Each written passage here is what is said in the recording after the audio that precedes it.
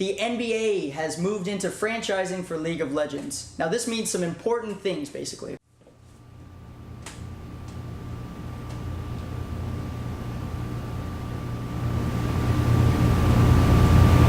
I don't know what I'm saying, actually.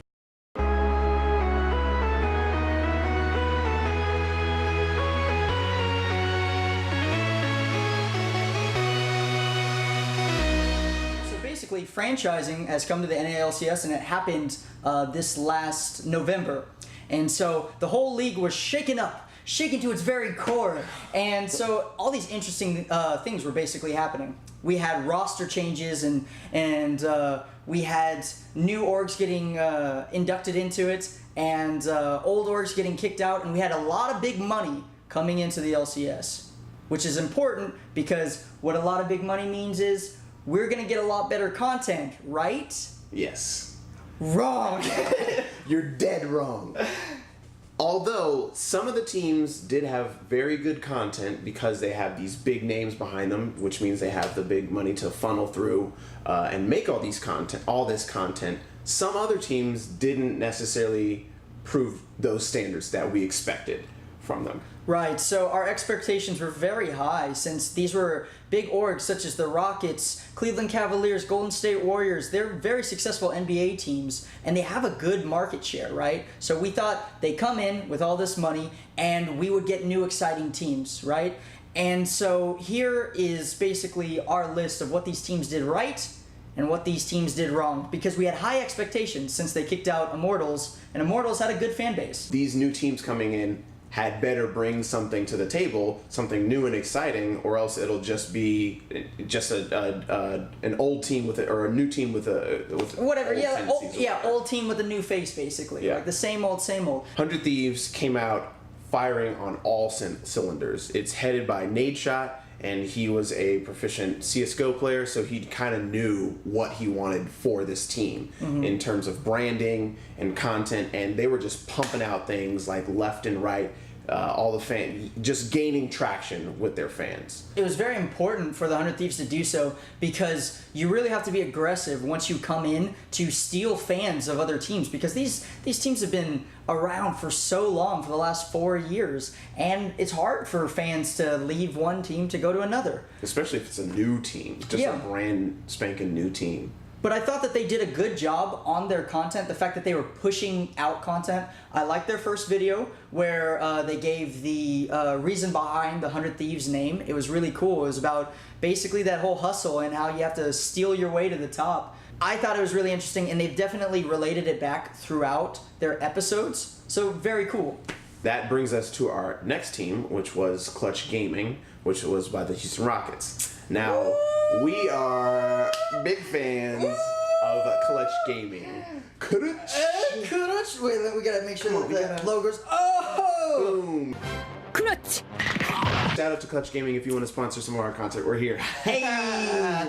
But the reason being is because it's the Houston Rockets, and Houston as a city is just so prideful. We're both from Houston. So prideful that we were so ready to jump on the bandwagon as soon as we knew. I was super hyped. And see, when the free agency came out, I was like, oh man, I really want Clutch to have some players I can root for. Then they get Apollo, Hakuho, Febivin, Lyra, and Solo. 5 players I really could not care about. But what happened with Clutch is they were able to garner fans through their actual synergy of working as a team. Yeah, because they were kind of lowly rated at the start of the split, and they were kind of performing that way, or kind of average in performance. And it wasn't until they took down a big powerhouse in TSM, which was like the crowd favorite, and it's been almost known as the America's team of League of Legends. And it wasn't until they took down those giants that people are like, oh wow, Clutch Gaming is actually really good. Yeah, they're actually we should pay attention to them. Upsetting things. And so now you have players who had no marketability before.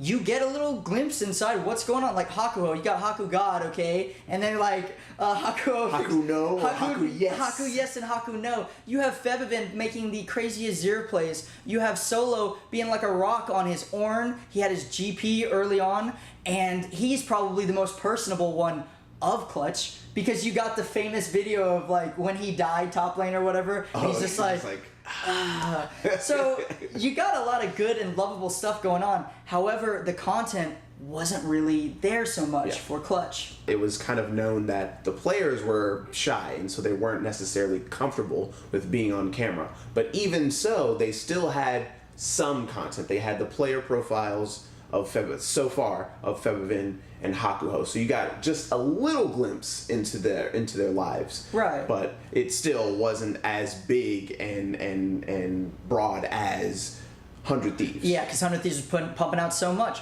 But I will say Clutch got better as the season was going on. They started coming up with more content because they also had some of the mic checks, which were very entertaining, which LCS did before, but they did it through the games, and that's one thing I love. I love getting to hear the comms during games because it gives you that insight onto who's running the team, if they're working cohesively well. I love that. And what's really going on. Yeah, what's really going on with the team. Because most of the times you just see videos of them and you can't tell what they're saying or what they're thinking. And you might have thought like, oh, they should have gone for that. But when you're in the mic check, you can hear why they went for that. And that's the point of content, getting to know the players. Yes. And the last thing that I thought that Clutch did well, that kind of brought them back into the fold in terms of how good they did on their content, was that Daryl Morey showed up at watch parties in Houston to watch this team. Daryl Morey does not own Clutch Gaming. Daryl Morey is just the GM of the Rockets. Yeah. So Daryl Morey didn't have to do this, but he is putting in the groundwork. Okay, Sebastian Park is putting in the groundwork of meeting fans, trying to build up that fan base and make a loyal fan base. I really like that. I respect that. That gets me points for Clutch Gaming. I'm going to jump back because I just remembered it. 100 Thieves have the dopest shoe game. Oh, yeah? They have some dope shoes. Dude, we're going to have some links to those shoes right here. Yes, we're sponsored by 100 Thieves shoes. Beep, beep, by now. Going to the last team, which is the Golden Guardians, which were sponsored by the Golden State Warriors. Now, with their team, you kind of found out about their players fairly early, and it just wasn't that great. So you were just expecting, okay, well, at least their content would be good. Right. Hopefully, hope to God their content was good, because they had Matt, they had Deftly in their bot lane, they had a High, who is like the only personable person really there, and they had Lorlo up top, and I believe their jungler was Acadian. But we really expected good content out of Clutch. Golden State, they have gone on they've won 2 NBA finals. Golden State has been dominating the basketball game for the last 5 years. And so they have the money. They have the money. It was so... The resources. It was so easy. Okay, it was so easy, and they just dropped the ball. Here's the ball. It's dropped. They made one video at the beginning of the season where the team met with the Golden State Warriors. It was pretty cool. It was nice. You're like, oh, that's what we're getting into. It's like welcome to the org, and it's like so that you got to see inside like the practice room. Yeah, that's crazy like, cool. Oh man, this is so fun. And then nothing. Nothing. It was just like crickets. That would be okay, like kind of acceptable, barely acceptable, if they were at least concentrating on winning games. You know, if they were like, hey, we're gonna really focus on the performance aspect. We're gonna focus heavy on our team players and our coaching staff. Gonna make sure that we are just killing the game like that. Like Clutch Gaming is doing. Yeah, but they didn't. I think around week 4, High is interviewed for like their one win, and he says, they're like, who's the shot caller on the team? And he's like, we don't really know. Like, we kind of all shot call. And it's like, oh, God. It's not how the team works, and... Immortals die for this? Yeah. They die for Golden Guardians? Our wish list for them, do everything better, basically. Going up to Clutch Gaming, I think even though their players have said that they're shy and they don't really want to be on camera that much, I think the next point of what they could do is have more merch. Mm-hmm. And getting more merch will bring more fans because it's something exciting. It's something different they're not used to. And they have a good color scheme, too. The red. The black and red. Yeah, like, the black and red that the Rockets have. It's a very good color scheme. They have Harden, who has his own shoe line. Yeah. Let's get some Clutch shoes. Let's get some good Clutch merch. Because the players are so shy, I think you can give them some public speaking classes, okay? Or give them some one-on-one time, right? They're coming from 17, 18-year-old kids, fresh out of high school, basically. They're gamers, so they're really shut in a lot of times. They have to live in a house now with all these new people, and they have all these social interactions that they're not used to. So give them some help, right? Give them some media practice, some media training. Get them used to what it's like to have people's eyes on them.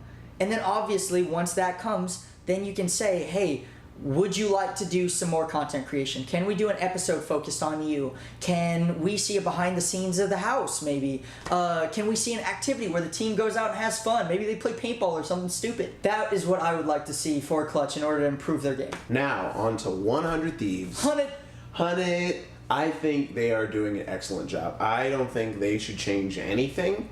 Their content is popping. Their fan base is popping because of it. Their merch is on point. Mm-hmm. The only thing I would say for me, to be hypercritical, I want these 3 orgs to be better in the content game than what we've seen so far. True. And they've kind of been skating below the bar. They've taken the ideas that were cemented in the past couple of seasons, like with TSM Legends, with and then you have Breaking Point and Squad and C9 chasing the cup. You got all these things, and they took the ideas and they kind of just skated under the bar. I want to see it above the bar. Yeah. I want to see an actual real director coming in there, like, and saying, hey, these are our storyboards, and this is how we're going to make it really, really interesting. Yeah.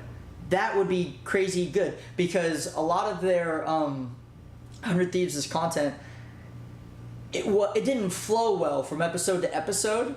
It kind of seemed like, here, we're going to focus on this, here, we're going to focus on that, when I didn't see an overall narrative arc. Yeah. And I would have liked to see that, especially if we wanted to step the game up. Most of the episodes were basically about the gameplay and kind of like going in and around that, whereas like stuff like TSM Legends or Team Liquid Squad, it's the gameplay is just a minute part of... Yeah, it's the behind the scenes of like their practice. It's the practice, it's what they're doing outside of gaming, you know, on their off days. Yeah. You know, it's more about the team itself, not necessarily the team playing. I also kind of agree with Caleb with that, where they kind of went under the bar or even just went straight for the bar. Yeah, didn't try to raise it. Yeah, that's exactly what it is. So that's our wish list for the 3 NBA orgs.